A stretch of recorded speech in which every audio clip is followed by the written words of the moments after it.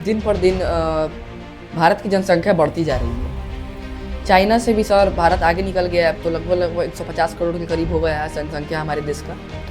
तो इसके रोकने में मतलब कि जनसंख्या के चलते जितनी हानि होती है, जनसंख्या को हम लोग किस प्रकार से रोक सकते हैं, इसका सुझाव दीजिए हमारी ऑडियंस को, जिससे वो पालन कर सके इन सब चीज़ों का।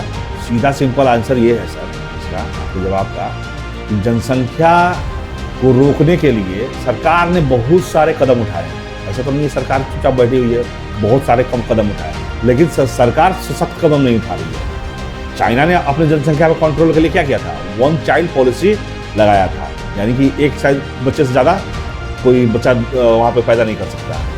तो उस पॉलिसी के आधार पर उसने क्या किया, अपनी जनसंख्या को रोका। लेकिन हमारा देश वैसा नहीं है, हमारे देश में मल्टीपल पार्टी सिस्टम है और ये पॉलिटिक्स की वजह से हमारे कठोर कदम नहीं उठाए जा सकते हैं, ठीक है। क्योंकि एक पार्टी अगर कठोर कानून लगाता है तो क्या दूसरी पार्टी क्या करेगा, उसका विरोध करेगा। तो क्या उसके लिए क्या है, लोगों को ही अग्रसर होना पड़ेगा। लोगों को जब तक आप बुद्धिमत्ता क्षमता नहीं अग्रसर करेगी, क्योंकि अब देखो जंगल में क्या है, जंगल में शेर है और जंगल में ही खरगोश पलता है। तो प्रकृति ने शेर को ऐसा बनाया है कि क्या है, उसको ज़्यादा बच्चे की जरूरत ही नहीं है।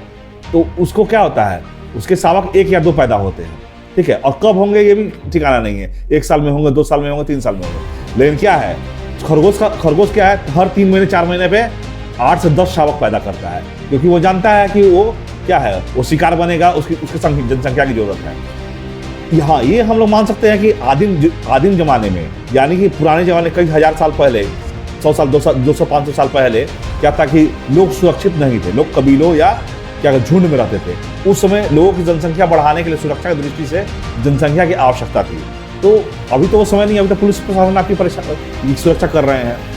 तो सिंपल सी बात है, जब तक लोग बुद्धिमत्ता का प्रयोग नहीं करेंगे तब तक उनकी जनसंख्या को अपना कम नहीं करेंगे।